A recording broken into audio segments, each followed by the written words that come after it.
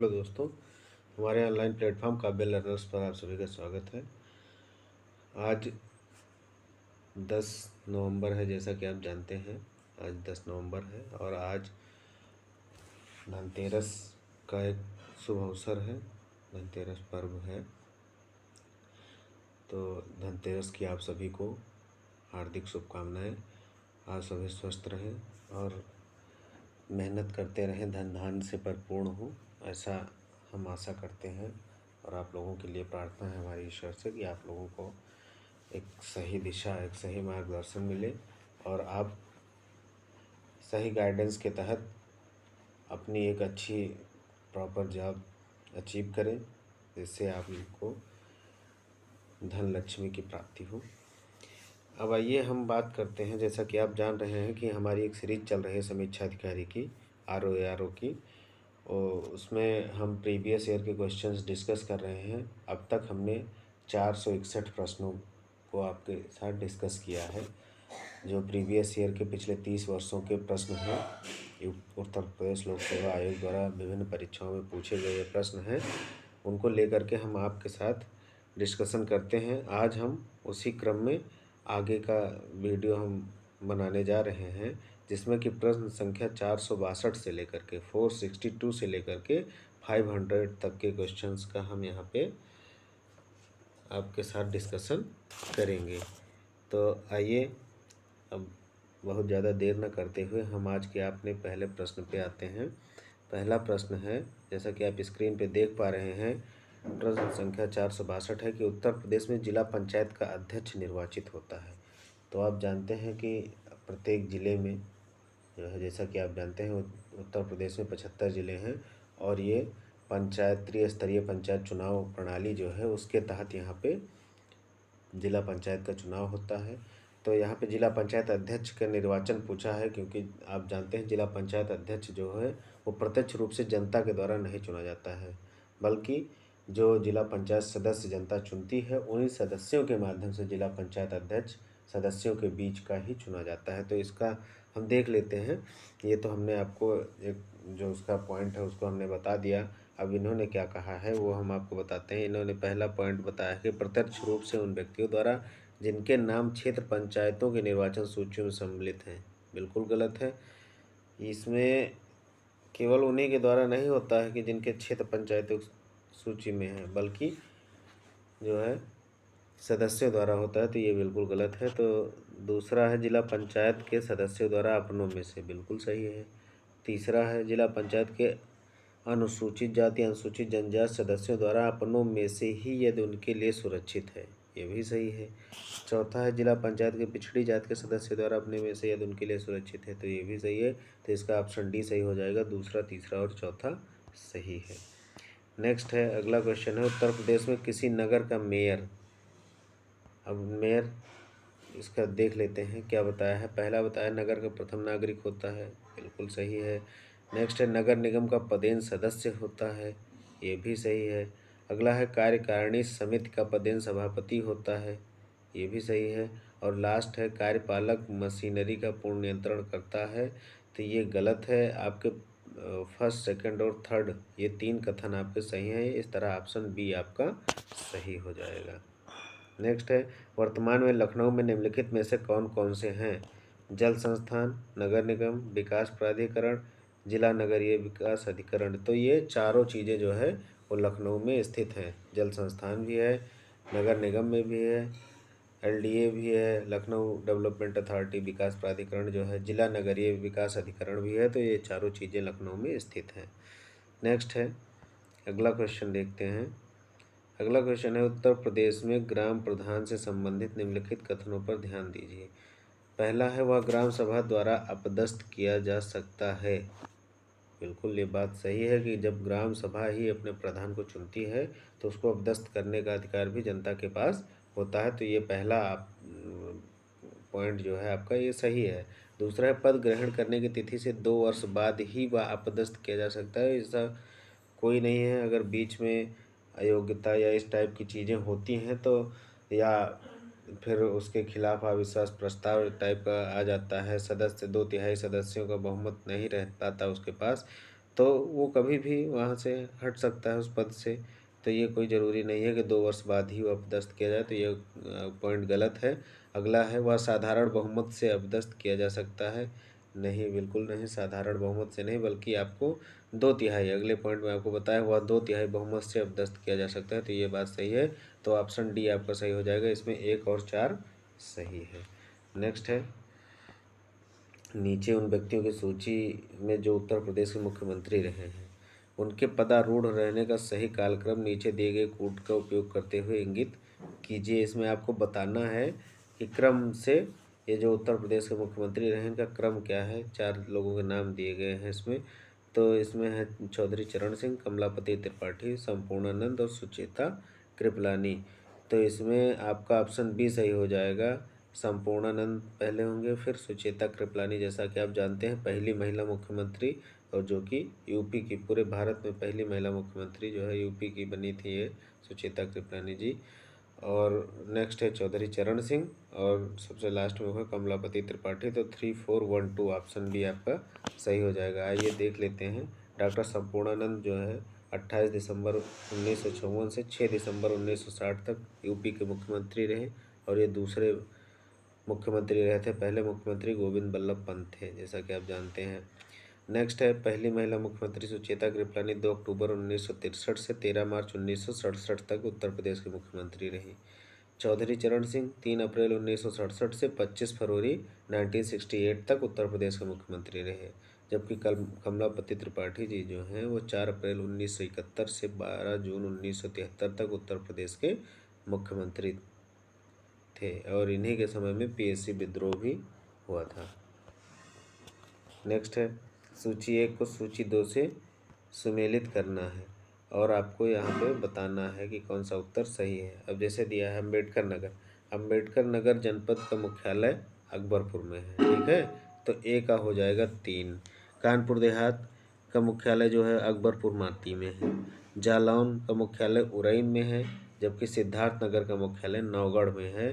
तो इस तरह आपका ये ऑप्शन डी सही हो जाएगा। ए में 3, बी में 1, सी में 4 और डी में 2। तो ऑप्शन डी आपका इसमें सही हो जाएगा।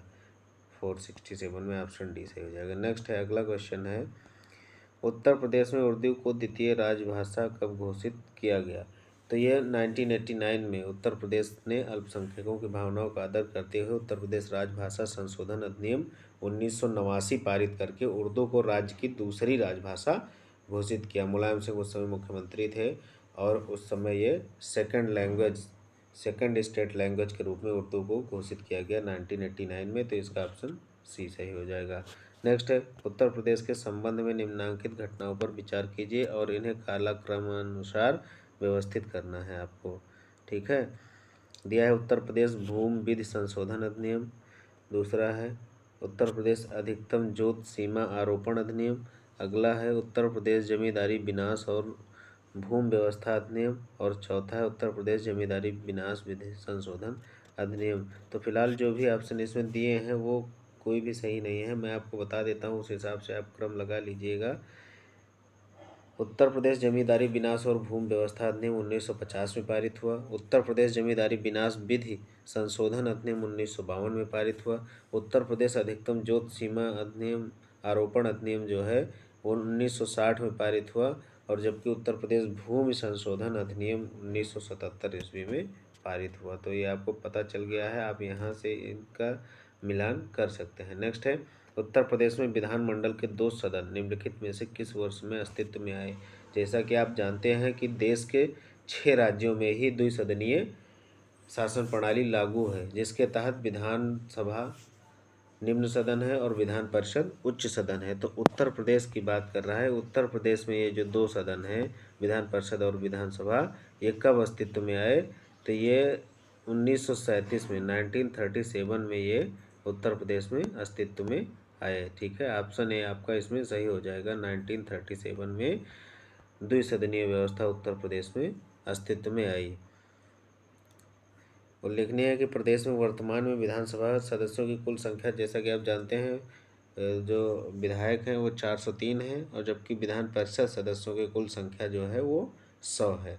यानी कि विधान परिषद का सिनेरियो ये होता है कि विधानसभा का 1/3 सदस्य संख्या, विधानसभा की 1/3 सदस्य संख्या विधान परिषद की होती है।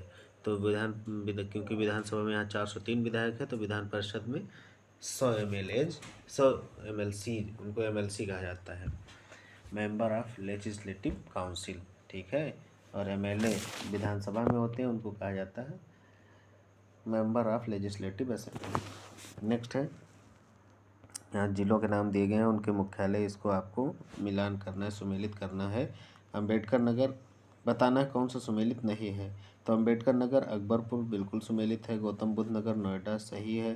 कानपुर देहात कानपुर यही सुमेलित नहीं है, क्योंकि कानपुर देहात का जो मुख्यालय है वो अकबरपुर माती में है, ठीक है। और संत कबीर नगर का मुख्यालय खलीलाबाद, ये भी आपका सही है, ठीक है। नेक्स्ट है, गोकुल ग्राम योजना का संबंध है। तो गोकुल ग्राम योजना का संबंध उत्तर प्रदेश से है। इसके तहत गांव-गांव जाकर गोवंश का निःशुल्क कृत्रिम गर्भाधान किया जाता है, ताकि अच्छे नस्ल के गोवंश को बढ़ावा मिल सके। इस तरह आपका इसमें ऑप्शन ए सही हो जाएगा। अगला क्वेश्चन है क्वेश्चन नंबर 473। उत्तर प्रदेश सरकार द्वारा प्रारंभ की गई कन्या विद्याधन योजना उन लड़कियों के लिए है जिन्होंने उत्तीर्ण की है। किनके लिए कन्या विद्याधन योजना लागू की है? किस कक्षा को उत्तीर्ण करने वाली बालिकाओं के लिए? तो ये कक्षा 12 उत्तीर्ण करने वाली बालिकाओं के लिए कन्या विद्याधन योजना लागू की गई है। और इस योजना को 2012 में शुरू किया गया है, और इसमें 30,000 रुपये आर्थिक मदद प्रदान करने की घोषणा की गई थी, प्रदान की जा रही थी। नेक्स्ट है, उत्तर प्रदेश में उत्तर प्रदेश कृषि विविधीकरण परियोजना UP-DAS प्रायोजित की गई। तो ये प्रायोजित की गई, इसमें संयुक्त रूप से जो है इसका उत्तर बी और सी दोनों हो जाएगा। तो विविध कृषि सहायता परियोजना डास का प्रथम चरण सितंबर 1998 में विश्व बैंक की सहायता से प्रारंभ किया गया, जो मार्च 2004 तक चला। तो इसका ऑप्शन बी और सी यानी केंद्र सरकार द्वारा और विश्व बैंक द्वारा दोनों सही हो जाएगा। नेक्स्ट है अगला क्वेश्चन। नेक्स्ट है, उत्तर प्रदेश में कृषक समृद्धि आयोग की स्थापना निम्नलिखित में से किस वर्ष हुई थी? कृषक समृद्धि आयोग, तो उत्तर प्रदेश में कृषक समृद्धि आयोग जो है वो 2017 में बना। नवंबर 2017 में जो तत्कालीन मुख्यमंत्री थे, आज भी हैं वो भाई मुख्यमंत्री योगी आदित्यनाथ की अध्यक्षता में ये 2017 में इसका गठन किया गया। और कृषक समृद्धि आयोग का उद्देश्य 2022 तक किसानों की आय को दोगुनी करना था। फिलहाल आप देख रहे हैं वर्तमान स्थिति क्या है, आय तो दोगुनी नहीं हुई है, लेकिन सरकार की योजना है, जो भी चीज़ें हैं वो लागू की जा रही, संचालित हो रही हैं। अब उसका कितना असर ज़मीन पर होता है ये तो देखने वाली बात होती है। योजनाएं लागू होती हैं और उनका क्रियान्वयन उस तरीके से हो नहीं पाता है, इसलिए जो है इसमें तमाम प्रकार की दिक्कतें आती हैं। फिलहाल हम आगे बढ़ते हैं अपने अगले प्रश्न पर। उत्तर प्रदेश स्वामी विवेकानंद ऐतिहासिक पर्यटन यात्रा योजना 2021 को उत्तर प्रदेश सरकार द्वारा धार्मिक यात्रा के लिए निम्न में से किन व्यक्तियों के लिए आरंभ की गई है? तो ये जो है ये मजदूरों के लिए आपकी ये योजना आरंभ की गई है। इसका ऑप्शन डी सही हो जाएगा। ये व्याख्या देख लेते हैं। उत्तर प्रदेश सरकार ने मजदूरों के लिए उत्तर प्रदेश स्वामी विवेकानंद ऐतिहासिक पर्यटन यात्रा आरंभ की है। इस योजना के तहत जो उम्मीदवार आवेदन प्रक्रिया को पूरा करेंगे उन्हें सरकार की तरफ से 12,000 रुपये धार्मिक स्थल की यात्रा पर जाने के लिए प्रदान किए जाएंगे। इस योजना का लाभ 1.5 करोड़ यानी कि 1.5 करोड़ श्रमिकों को दिया जाएगा, तथा ये लोग इस योजना के माध्यम से गोरखनाथ मंदिर, हस्तिनापुर शहर मेरठ, प्रयागराज धार्मिक स्थल, शाकंभरी देवी मंदिर, विंध्यवासिनी देवी मंदिर, अयोध्या, मथुरा, बनारस आदि धार्मिक स्थलों पर जा सकेंगे। नेक्स्ट है अगला है, संगम योजना का मुख्य उद्देश्य क्या है? तो संगम योजना का उद्देश्य जो है वो विकलांगों, जिन्हें दिव्यांगों की, नाम चेंज हो गया है, अब ये विकलांग नहीं, यहाँ पे दिव्यांग कहा जाना चाहिए इनको, दिव्यांगों की कल्याण वृद्धि करना है, ठीक है। तो इसका ऑप्शन ए सही हो जाएगा। संगम योजना का मुख्य उद्देश्य विकलांगों या दिव्यांगों की कल्याण वृद्धि करने से है। यह योजना 15 अगस्त 1996 को प्रारंभ की गई थी। इसके तहत ग्रामीण क्षेत्रों में रहने वाले दिव्यांग व्यक्तियों को समूहों में संगठित करके आर्थिक गतिविधियां संपन्न करने हेतु 15,000 रुपये की सहायता प्रदान करने का प्रावधान किया गया था। अगला है नेक्स्ट 478 नंबर क्वेश्चन है, वुमेन पावर लाइन 1090 योजना प्रारंभ हुई। तो ये 1090 1090 जैसा कि आप जानते हैं, लखनऊ अगर आए होंगे या लखनऊ में रह रहे होंगे या नहीं भी आए होंगे तो आपने सुना होगा लखनऊ में बाकायदा 1090 चौराहा बना दिया गया, ठीक है। और वहाँ पे इसका हेड ऑफिस है वुमेन पावर लाइन का। तो ये काफ़ी फेमस है महिला सुरक्षा को लेकर के 1090। तो इस योजना का प्रारंभ 15 नवंबर 2012 को हुआ था, ठीक है। उस समय प्रदेश में सपा की गवर्नमेंट थी और 2012 में ये 1090 वुमेन पावर लाइन शुरू की गई थी। और इसका उद्देश्य प्रदेश में महिला उत्पीड़न की घटनाओं को सख्ती से रोकने के लिए इसे लागू किया गया था। नेक्स्ट है, अगला क्वेश्चन है, उत्तर प्रदेश में राज्य पोषण मिशन संबंधित है। तो ये राज्य पोषण मिशन, जाहिर सी बात है पोषण मिशन, कुपोषण जब कुपोषित राज्य होता है या कुपोषित क्षेत्र होता है तो उसी के लिए पोषण मिशन शुरू किया जाता है। तो कुपोषित और अति कुपोषित बच्चों को कुपोषण से निजात दिलाने के लिए उत्तर प्रदेश सरकार ने राज्य पोषण मिशन प्रारंभ किया है। नेक्स्ट है, गोमती कार्य योजना, गोमती एक्शन प्लान के अंतर्गत निम्नलिखित में से किस जनपद में प्रदूषण न्यूनीकरण कार्यों पर समुचित बल नहीं दिया गया है। तो इसका ऑप्शन सी सही हो जाएगा, सीतापुर, क्योंकि सीतापुर में गोमती नदी नहीं बहती है। आपकी जानकारी के लिए बता दें कि जौनपुर, लखनऊ, सुल्तानपुर इन सभी ज़िलों से होकर के गोमती नदी जाती है, लेकिन सीतापुर में गोमती नदी नहीं बहती है। और जैसा कि यहाँ पे गोमती एक्शन प्लान की बात की गई है, तो गोमती एक्शन प्लान ऐसे 1985 में गंगा एक्शन प्लान बनाया गया था 1985 में सेंट्रल गवर्नमेंट के द्वारा। उस समय राजीव गांधी की सरकार थी, तो वहाँ पे गंगा एक्शन प्लान बनाया गया था। और 2008 में गंगा को राष्ट्रीय नदी का दर्जा भी दिया गया। आपकी जानकारी के लिए अतिरिक्त बात मैं बता रहा हूँ। बाकी प्रश्न पे आते हैं, तो सीतापुर में ये जो है न्यूनीकरण पर, प्रदूषण न्यूनीकरण पर बल नहीं दिया गया है गोमती एक्शन प्लान के तहत, क्योंकि प्रश्नकाल में गोमती नदी को घरेलू सीवेज से मुक्त करने हेतु गोमती कार्य योजना का प्रारंभ भारत सरकार के पर्यावरण एवं वन मंत्रालय के सहयोग से वर्ष 1993 में प्रारंभ किया गया। उपयुक्त विकल्पों में सीतापुर में प्रदूषण न्यूनीकरण कार्यों पर समुचित बल नहीं दिया गया था। नेक्स्ट है, आत्मनिर्भर यूपी रोजगार अभियान कब प्रारंभ किया गया। तो ये आपका 26 जून 2020 को, इसका ऑप्शन सी आपका सही हो जाएगा। 26 जून 2020 को ये प्रारंभ किया गया है आत्मनिर्भर यूपी रोजगार अभियान। इसे कोविड-19 की महामारी के बाद रोजगार सृजन के उद्देश्य से प्रारंभ किया गया था, जिसमें उत्तर प्रदेश के 31 जिलों को चिन्हित किया गया था। नेक्स्ट है, अगला क्वेश्चन है, उत्तर प्रदेश के विभिन्न जिलों क्षेत्रों में कृषि विकास कार्यक्रमों को प्रारंभ किया गया है। अब इसमें सूची 1 को सूची 2 से सुमेलित करना है। विकास योजनाएं दी गई हैं, उनके जिला या क्षेत्र दिए गए हैं। तो पहला है जैविक खेती को विकसित करना, हमीरपुर, बिल्कुल सही है। ये जो कार्य योजना लागू की गई है, विकास योजना, ये हमीरपुर ज़िले में लागू की गई है। नेक्स्ट है किसान बाजार की स्थापना। किसान बाजार की स्थापना कहाँ की गई है। तो ये आपकी बहराइच में की गई है, तो ये बी का 4 हो जाएगा। नेक्स्ट है तिल प्रसंस्करण संयंत्र, ये कहाँ लगाया गया है। तो ये आपका लगाया गया है बुंदेलखंड क्षेत्र में। नेक्स्ट है भूमि सेना योजना। तो भूमि सेना योजना आपका बिजनौर से संबंधित है, तो इस तरह आपका ऑप्शन डी सही हो जाएगा, 1 4 2 3। नेक्स्ट है अगला क्वेश्चन, शारदा सहायक समादेश विकास परियोजना के मुख्य लक्ष्य निम्नलिखित में से क्या हैं। दिए गए कोड से सही उत्तर चुनिए। पहला है कृषि उत्पादन बढ़ाना, दूसरा है बहुफसली खेती द्वारा भूमि उपयोग के प्रारूप को बदलना, और तीसरा है भू प्रबंधन का सुधार करना। तो इसमें सभी 3 सही हो जाएंगे, ये इसका ऑप्शन आपका डी सही है। नेक्स्ट है, उत्तर प्रदेश सरकार द्वारा फरवरी 2013 में अधिसूचित पीड़ित मुआवजा योजना के अंतर्गत निम्नलिखित में से कौन सा आच्छादित है। तो इसमें पहला है हत्या पीड़ित, दूसरा यौन दुष्कर्म पीड़ित, तीसरा है युद्ध पीड़ित, और चौथा तेजाब के हमले से पीड़ित। तो ये जो है मुआवजा योजना में ये युद्ध पीड़ित जो है, यही इसे छोड़ करके, ये तीसरा आपका कथन छोड़ करके बाकी तीनों शामिल हैं, फर्स्ट, सेकंड और फोर्थ। तो इस तरह आपका ऑप्शन सी सही हो जाएगा। नेक्स्ट है अगला क्वेश्चन है 485 नंबर का, निम्नलिखित कथनों पर विचार कीजिए तथा नीचे दिए गए कूट से सही उत्तर चुनिए। तो कथन है इसका, उत्तर प्रदेश में शिक्षा मित्र योजना ग्रामीण युवा शक्ति को अपने ही ग्राम की शिक्षा द्वारा सेवा करने का अवसर उपलब्ध कराती है।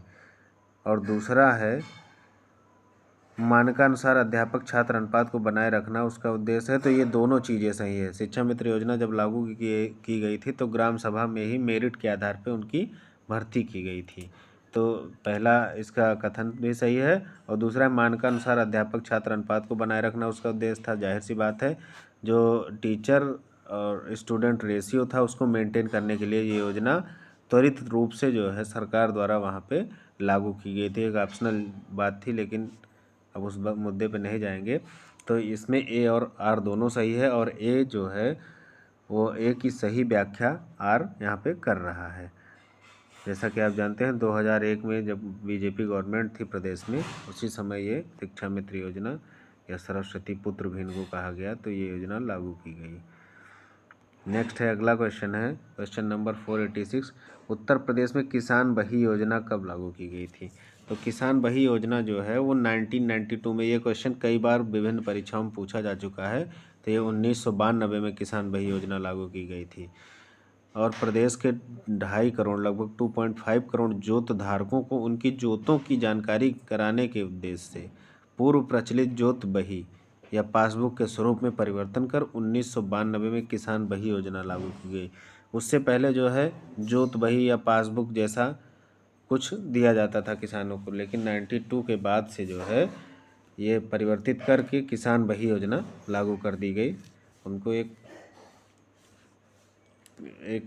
रजिस्टर टाइप का होता था, उसे दिया जाता था। नेक्स्ट है, और उसमें उनके सारे खातों का विवरण, खेतों के जो भूमि जो उनकी होती थी उसका विवरण उसमें दिया गया होता था। नेक्स्ट है अगला क्वेश्चन, विश्व बैंक द्वारा वित्त पोषित sodic land reclamation project second हेतु उस जनपद को चिन्हित कीजिए जो परियोजना के लिए चयनित नहीं है। तो इसमें ऑप्शन सी आपका सीतापुर हो जाएगा। सीतापुर इस योजना के लिए चयनित नहीं है। व्याख्या देख लेते हैं। विश्व बैंक द्वारा वित्त पोषित 7 जून 2009 को Uttar Pradesh sodic land reclamation परियोजना द्वारा प्रदेश के 24 जिलों में ऊसर एवं बीहड़ भूमि सुधार संबंधी 6 वर्षीय परियोजना प्रारंभ की गई है। इस परियोजना की अनुमानित लागत 1332 करोड़ रुपए है। दिए गए विकल्पों में इस परियोजना में सीतापुर जनपद को नहीं शामिल किया गया है। बाकी प्रयागराज, अलीगढ़, रायबरेली ये सब शामिल है, जबकि सीतापुर शामिल नहीं है। नेक्स्ट है, उत्तर प्रदेश उद्योग बंधु योजना का उद्देश्य है। तो इसका उद्देश्य जो है वो औद्योगिक इकाइयों की समयबद्ध स्थापना सुनिश्चित करना है। तो इस तरह ऑप्शन बी सही हो जाएगा आपका। 488 में बी है। उत्तर प्रदेश उद्योग बंधु योजना का उद्देश्य औद्योगिक इकाइयों को समयबद्ध स्थापना सुनिश्चित करना है। नेक्स्ट है 489 क्वेश्चन है, उत्तर प्रदेश में किसान मित्र योजना का आरंभ हुआ था। तो किसान मित्र योजना का आरंभ 18 जून 2001 को हुआ था। और किसान मित्र योजना प्रदेश में किसानों को सभी तरह की जानकारियाँ उपलब्ध कराने के लिए प्रत्येक पंचायत में एक किसान मित्र कृषि स्नातक की नियुक्ति संबंधी यह योजना 18 जून 2001 से प्रारंभ की गई थी। नेक्स्ट है अगला, लखनऊ योजना संबंधित है। तो लखनऊ योजना जो है वो सड़कों के विकास से संबंधित है। इसका ऑप्शन डी सही हो जाएगा 490 का। भारतीय सड़क कांग्रेस द्वारा 1981 ईस्वी में एक महत्वाकांक्षी योजना के रूप में लखनऊ योजना प्रारंभ की गई थी। यह सड़क निर्माण व मरम्मत से संबंधित थी। अगला है नेक्स्ट है 491 नंबर क्वेश्चन है, रिलायंस निम्नलिखित राज्यों में से किस एक में गैस आधारित ऊर्जा उत्पादन परियोजना लगाने जा रही है? तो इसमें ऑप्शन डी आपका सही हो जाएगा। उत्तर प्रदेश में ये रिलायंस ने लगाया है। गाजियाबाद के दादरी नामक स्थान पर 10,000 करोड़ रुपए की लागत से गैस आधारित ऊर्जा उत्पादन परियोजना स्थापित की गई है। यहाँ पे थोड़ा सा आपको अच्छे से नहीं दिख रहा होगा तो थोड़ा मैनेज करिएगा। मैं आपको पूरा पढ़ के बता दे रहा हूँ। पूरा वीडियो देखेंगे आप, ध्यान से सुनेंगे तो चीज़ें एक भी मिस नहीं होंगी आपसे। अगला है, ज्ञानदीप शिक्षा योजना उत्तर प्रदेश में प्रारंभ की गई। तो ज्ञानदीप शिक्षा योजना जो है आपकी सितंबर 2002 में प्रारंभ की गई थी। नेक्स्ट है, कल्प योजना संबंधित है। तो कल्प योजना प्राथमिक शिक्षा से संबंधित है और इसका ऑप्शन ए आपका सही हो जाएगा। कल्प योजना प्रारंभिक शिक्षा से संबंधित है। इस योजना का मुख्य उद्देश्य विद्यालयों को समाज से जोड़कर उसमें आध्यात्मिक माहौल स्कूलों में राष्ट्रगान एवं सरस्वती वंदना गान किया जाना जो है तैयार करना, ये जो है लागू किया गया है कल्प योजना के तहत। अगला है उत्तर प्रदेश में मिड डे मील कार्यक्रम आरंभ किया गया। तो उत्तर प्रदेश में 1995 में जो है मिड डे मील योजना लागू की गई। एक बहुत ही महत्वाकांक्षी योजना है।